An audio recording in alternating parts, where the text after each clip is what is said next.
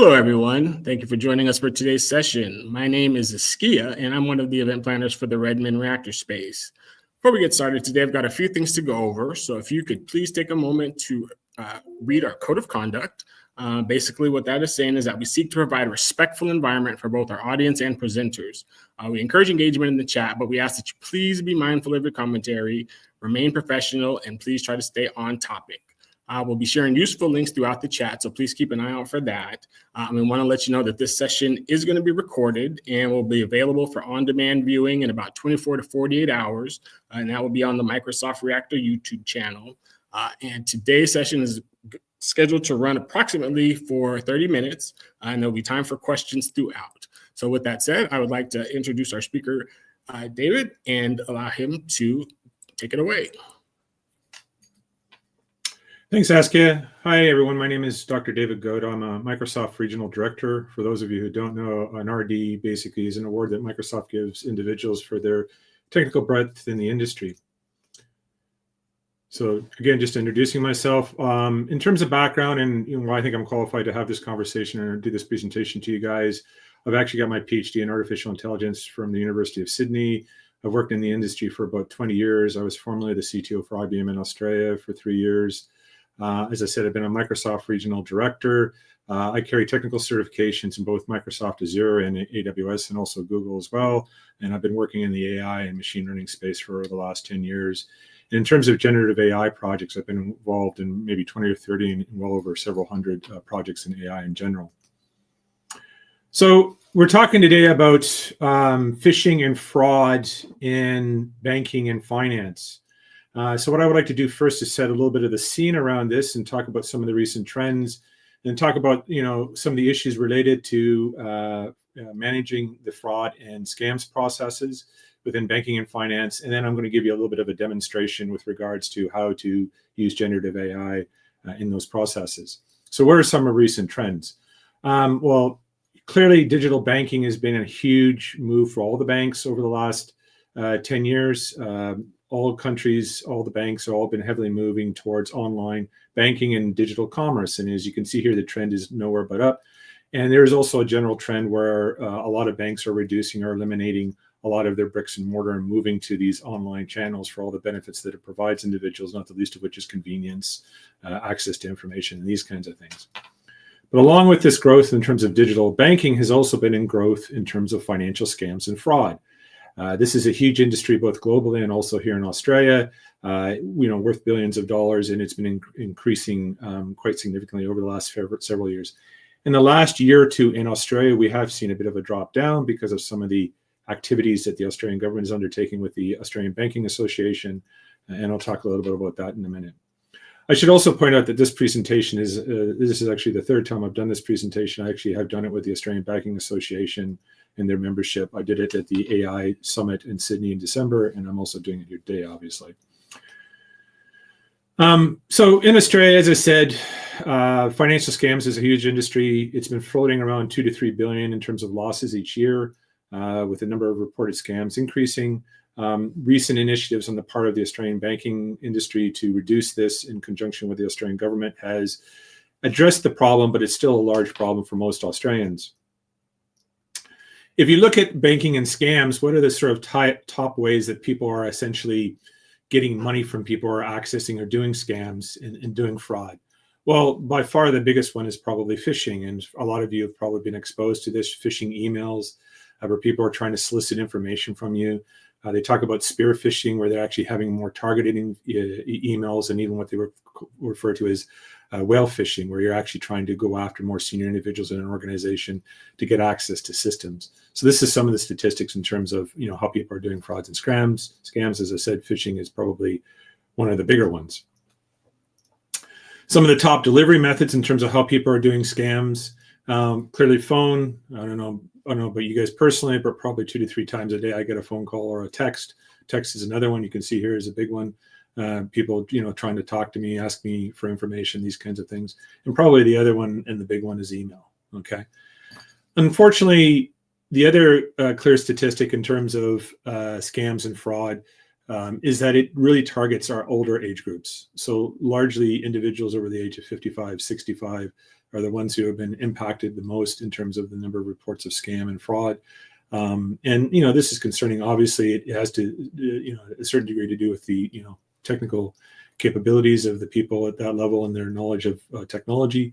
But this is impacting a lot of individuals, and it's impacting our older individuals and our retirees, which is obviously a concern. So in response to this over the last 3 years, particularly in Australia and globally, organizations in countries have been trying to respond to this increase in scams that has been as a result of an increase in online commerce and online banking.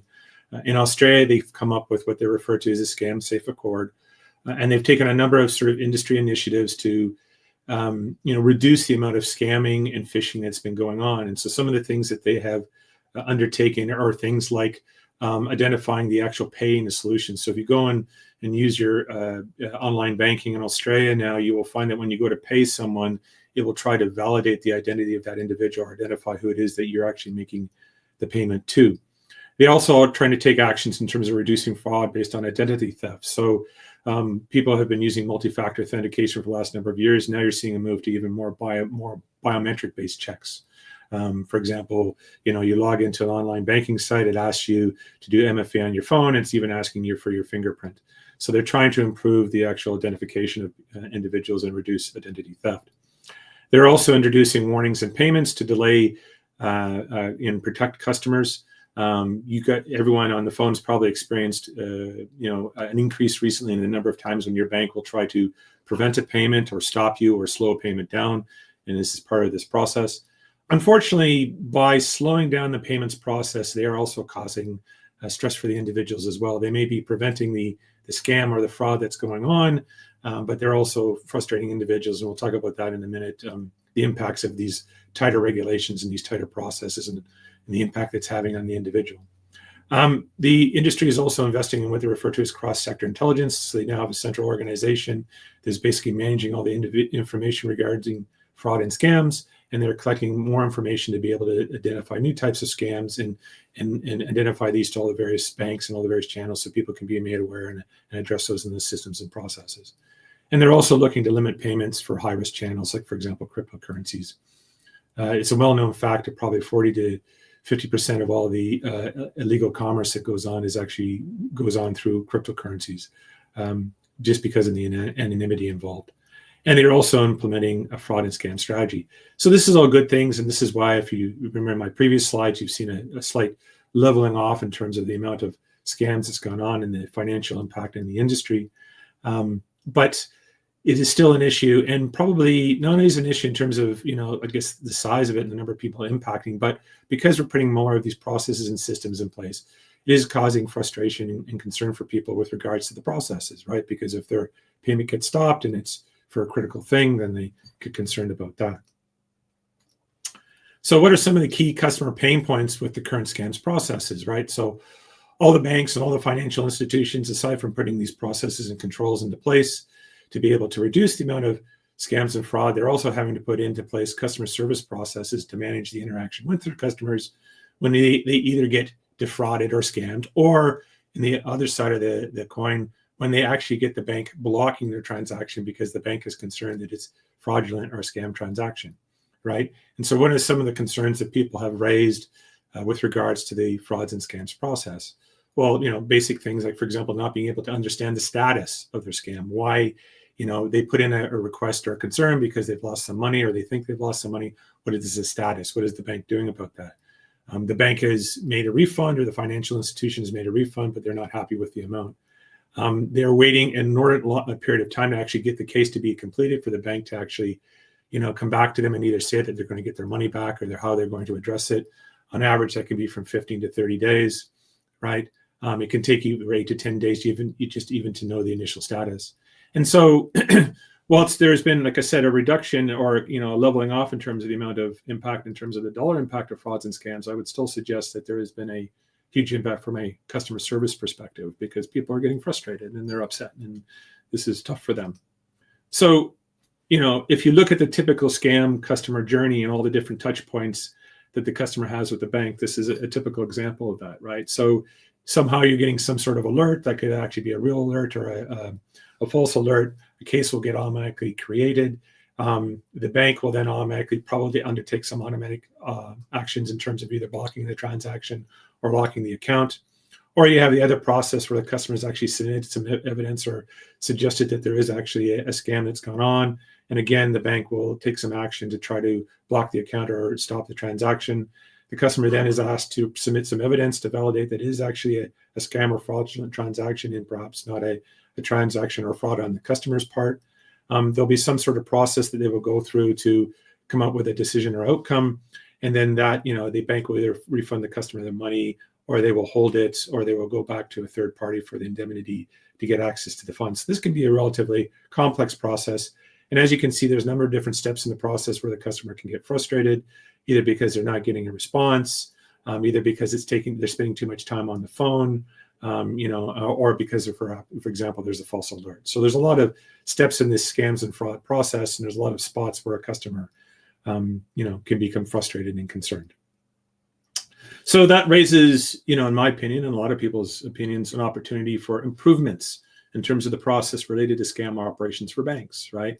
So, what are some of the opportunities? Well, avoiding the need for the customer to do chaser calls, reducing the cycle time to resolve their case, eliminating the need for them to do long calls, providing them with more self-help channels, providing with proactive updates, either through text or email, whatever, in terms of the status of their case, enabling some sort of digital platforms they can go in and and get information more quickly, get updates, using AI and generative AI to be able to more efficiently interact with the customer, right? And then doing other things like identifying the Net Promoter Score, understanding customer complaints, understanding their sentiment, these kinds of things. And so by most accounts, there's a huge opportunity to both reduce the time spent in calls, increase the efficiency of the process, and reduce the overall cycle time.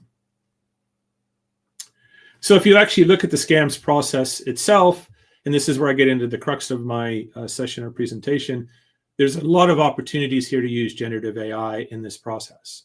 So for those of you who don't understand, or just to level set in terms of definitions of what is generative AI, so we have this concept of generative AI. It's come around a lot over the last 3 years. This is anytime they're using AI to create novel content. You also have heard the term foundation models. This is the idea that you're building once using many times approach in terms of your AI models, right?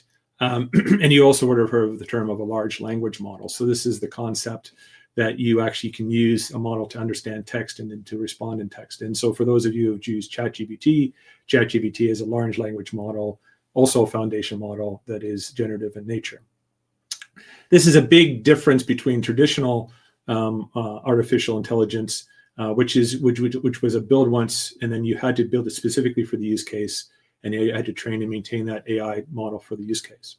So with the advent of generative AI over the course of the last 3 years, there's been a number of opportunities, and in the scams and fraud process, there's a huge amount of opportunity here. So where are some of the opportunities to use generative AI in terms of the scams process? For example, you can use it to identify the actual fraudulent emails or the fraudulent texts. You can use it to condense the details of the customer complaint into a brief summary to make it easier for people to understand, to action. You can categorize the customer complaints and use it for basically more efficient routing of the actual customer complaints. You can use it to determine the most appropriate bank department to address the actual task too. You can evaluate the tone and action to understand the customer's sentiment and be able to respond more quickly to those customers that are more frustrated, or to understand, how are they feeling about your service levels in this particular area. You can use it to access the urgency of fraud in complaints and assess that as well. You can also use it to evaluate potential of fraudulent and the impacts of that. You can craft tailored responses to customer complaints, so you can make the response process faster by using generative AI to actually create the response so that the human agent can simply review and submit as opposed to typing it out themselves. You can use it to analyze past decisions and outcomes and recommend actions from a scams and fraud perspective. You can also use it to stimulate and help with our arbitration scenarios. Gen AI can also help in assessing reliability, processing the data sets, and looking at fraudulent behavior. And of course, there's the traditional idea that you can use it for a conversational agent, so people can get access and ask questions more easily and get updates with regards to their concerns from a frauds and scams perspective. So what I would like to do today, so I've talked a little bit about the background, the idea that there's been an increase in online commerce and banking commerce, and banking, online banking has become the primary channel. We talked about the idea that there is, because of that, there's been an increase in frauds and scams. We talked about the impact of the individuals and the fact that it's not just impacting them in terms of loss of money, but also these customer service processes. And then I give you some examples of where you can use generative AI in terms of these frauds and scams processes to be able to understand and to improve the service level to your customers. What I'd like to do now is actually give you a very specific example of one of those use cases that I talked about in the previous slide, and that's the use of a generative AI for phishing detection. Okay, and so the demonstration that I'm going to do for you now is just a very basic one that I've set up just to illustrate the process or the system and how you might use generative AI in one of these different stages in terms of the scams and frauds process to support that customer process and to help the customer resolve the issue quickly. So in this particular demo, what I've done is I've gone out and I've found a sample of phishing emails. I pulled this off of Kaggle. For those of you who don't know Kaggle, that's a website that people use to explore and compete in terms of machine learning and AI competitions.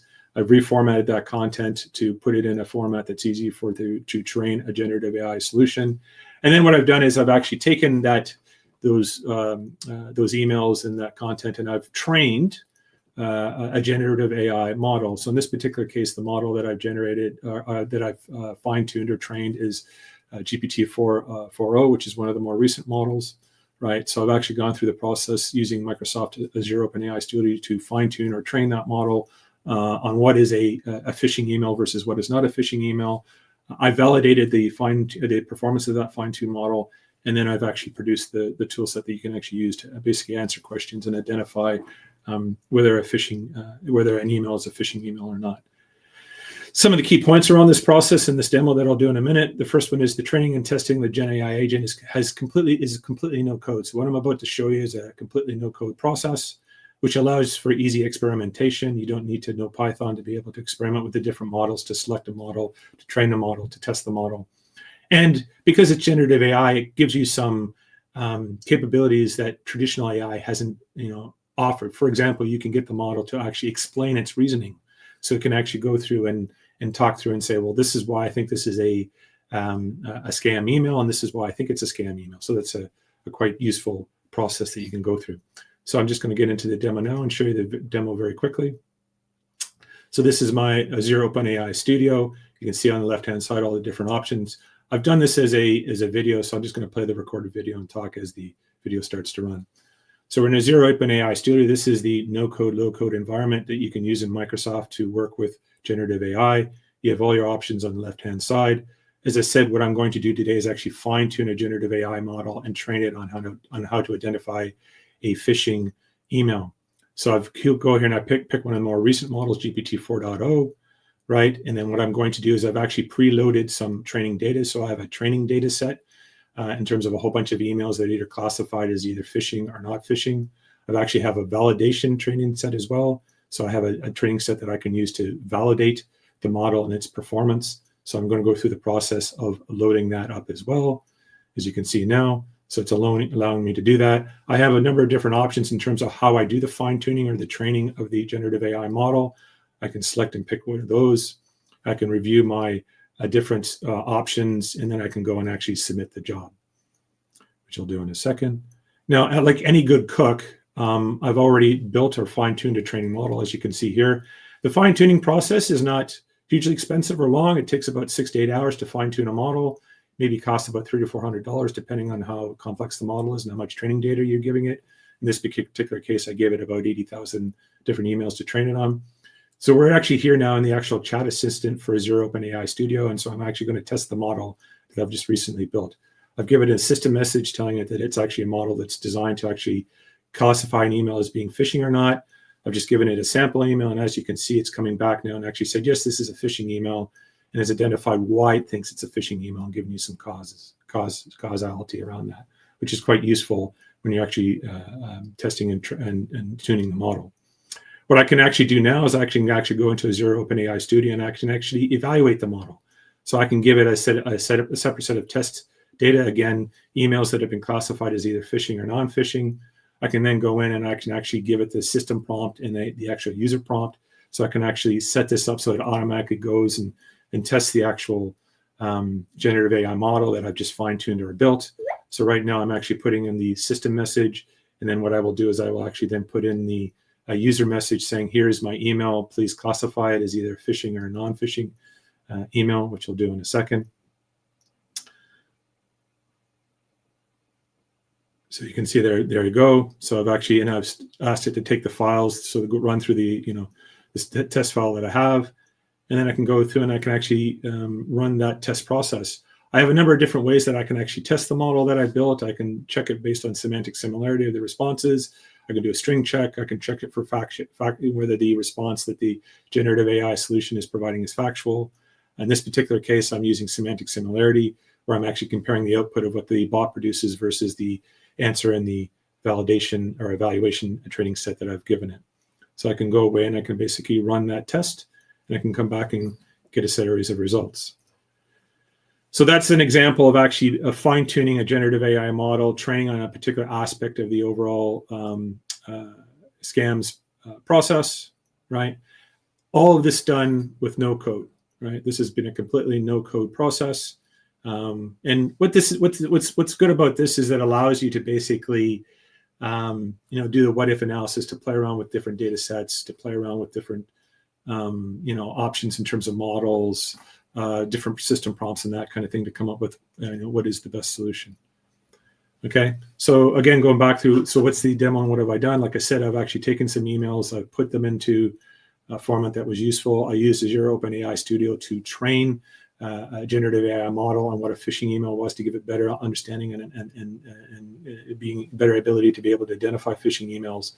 I've validated that fine tuning, and now I've released that as a model that I can now use. And what's useful about that is that I can actually then, if I want to, I can actually give the model more training data, so I can refine my training to make it more efficient, right? I can specify the output in terms of a very specific format. So, for example, if I ask the model to basically classify an email as either phishing or not, I can actually get it to give the explanation like I did in the demo, and I can actually get that to push that in a JSON format, so that can actually be fed through to the end user or to the person using the tool set. And I can easily render that all into an API that can be accessed by any application that you have in the banking system. So again, so conclusions and wrap up. So what have I done? I've talked about this idea of frauds and scams in banking. I've talked about how it's a big issue for a lot of people, and it's an issue that tends to impact the members of our society, which are more disadvantaged, the elderly folks, right? And those people maybe don't necessarily understand technology as much.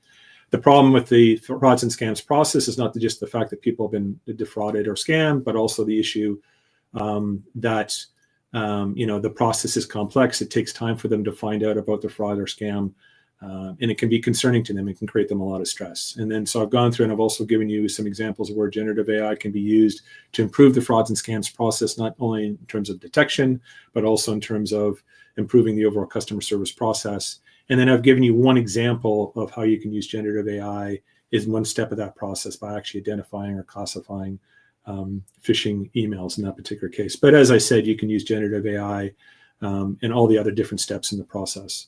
So this is so that's basically my summary in terms of the overall process and in terms of what we talked about today.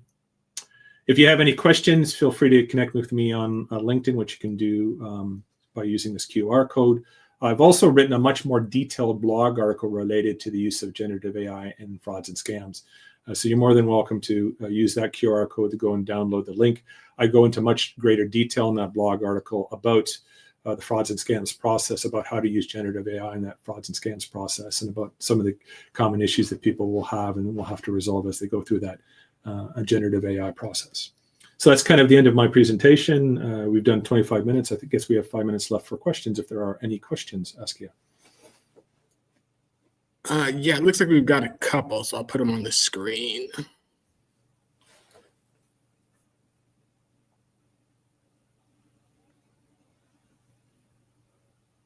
Okay, so did we do any data pre-processing? Yes, that's what I have to do. Garbage in, garbage out applies in all scenarios in IT, not the least of which is AI and generative AI as well. So I actually did do some data pre-processing, but it was relatively simple data pre-processing. For me, it was easier just to do it in Python because I have those skill sets. So I wrote a bit of Python code that's just to reformat the data into a specific format. Azure OpenAI Studio does require you to provide the data to the model in what they refer to as a JSON-L format, which is relatively easy to structure. So it took me maybe 45 minutes to an hour just to reformat the data into a format that was useful for the model to be able to be fine-tuned on. Good question. Other questions? Yeah.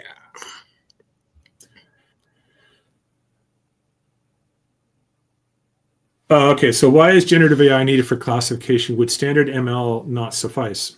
Okay, well, there's going to be a number of different advantages with generative AI over the standard ML process. Okay, first of all, with standard ML process, yes, you can use it, and I've done it before myself as well, to do multi-class classification, right? But the problem with the ML process is to actually then get a response back from the model in terms of why it's actually classifying something in a particular class. In this case, phishing emails is not trivial. Okay, as you saw in the demo that I did up there, it was very easy to get the model to come back and actually identify why it was actually classifying that particular email as fraudulent. So you can so that's one advantage of using generative AI. The second is opportunities to improve accuracy in response and to have more complex responses. So in this particular case, for example, you could include this model in the actual conversational agent that's having the conversation with the customer, or you could build it into other tools to make it more interactive and to provide a richer experience for the customer. So why would you use it? Well, one, accuracy; two, ease of use; three, ability to actually understand the outputs and why it's doing a specific type of classification. There's just a number of different opportunities it's going to provide you in terms of doing that. Plus, you can also do more. It's going to be easier for you to do more complex classification. So if in that particular case, I only gave the model, I gave it some training emails, but if I gave it more context in terms of the source, the website, these kinds of things, it's going to be easier to build that into a generative AI model compared to more traditional AI approaches. Good question. Other question? Yeah, it looks like he's got a follow-up here. Shadow AI, shadow fintech developers doing shadow AI. This is an interesting question. So my main, I work in the AI industry. I've done a lot of projects. I do a lot of advisory, right? There's always this conversation about how, you adopt these new technologies. Generative AI has been interesting because it's been one of the most quickly adopted technologies, faster than, in fact, than any other technology adoption. And what you do get in this scenario where banks and other institutions are struggling because individuals have just gone out and started using the tools, right? Because you can go out and use ChatGPT and OpenAI and cloud and these kinds of things, right? I guess the best approach there is to provide people with the tools internally that are safe. One of the challenges with using open source models and using models off the internet is they can be not secure. There's a lot of examples of where models that people have downloaded from Hugging Face have actually had backdoors in them or security flaws. So the trick here is, I think, to provide more of attract people into the tools as opposed to giving them a stick.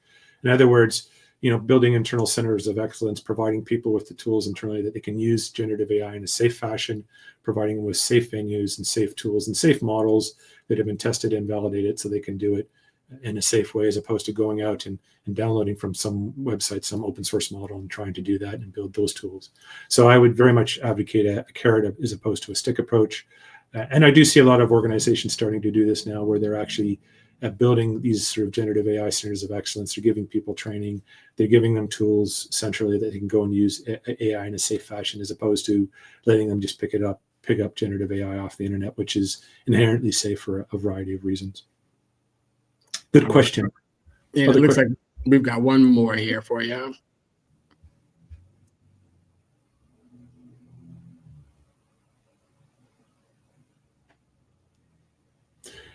Any use cases outside of classifying emails? Sure. If you go back to my original slide, these are all the different steps in the processes that I would suggest.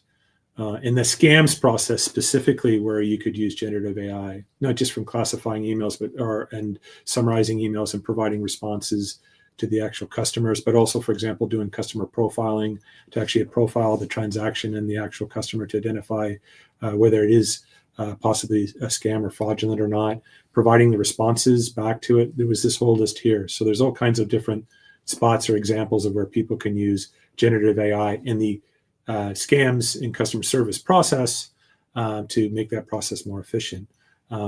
So yeah, lots of different opportunities to use generative AI. One of the other benefits, going back to the previous question about why generative AI over traditional machine learning, well, it's this concept of a foundation model. It's the idea that you can use a build once, use many times approach, right? Or you can use models built by other groups or other organizations. Traditional AI was a lot more expensive because you had to build a model specifically for that use case. You had to manage that model. You had to maintain that model. With the advent of generative AI and foundation models, you don't have to do that anymore. So it makes it much more cost effective.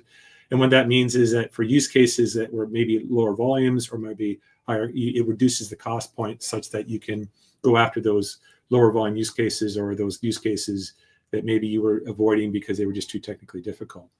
So generative AI not only makes it cheaper and more effective because of this foundation model concept, but it also broadens the number of use cases where you can use AI in the financial services sector. And so as a general comment, I would say you're going to see a much more broader adoption of AI as a result.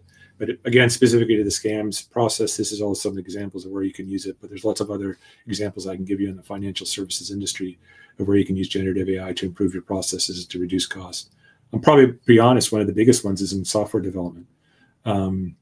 By some estimates, you can reduce costs of development effort by 40 to 50% using generative AI and things like GitHub Copilot. So there's lots of opportunities. But good question. Thank you. Other questions, Askia? The last one is just in regards to your slides. Yes, I can provide them as a PDF. I'm not sure, Askia, what's the process for that? I think probably the easiest thing is if they reach out to you, like via your LinkedIn, and just send it, because we don't really have a centralized place to get those. Yeah, okay. So as I said, here's the two links. People can either connect with me directly on LinkedIn. If you do connect with me on LinkedIn, just reference this particular session so I know where it's coming from. Or you can simply use this QR code to go directly to the actual blog article. And then that blog article covers all the topics that are covered in this session as well. All right. Yeah, looks like that's it for questions. So we appreciate everybody. Appreciate you, David. Excellent session. So we'll let you get back to it. And with that said, we have one plug for our upcoming AI tour. So you can see the cities and dates on the screen, and we'll put a link down there as well. So if you are close or going to be in those areas, we highly suggest that you take some time and check that out if it's an ability for you to do. But with that said, we will conclude today's session, and we always appreciate feedback. So if you could take a moment and complete our reactor survey, we'd love to hear what you had to think about today's session or any suggestions for sessions going forward. And the main thing that you want to do is reference today's event code, which is 24797. 24797. Once again, big thank you to David for an excellent session. We appreciate everyone taking some time out and joining us today. And with that said, we will see you on the next episode.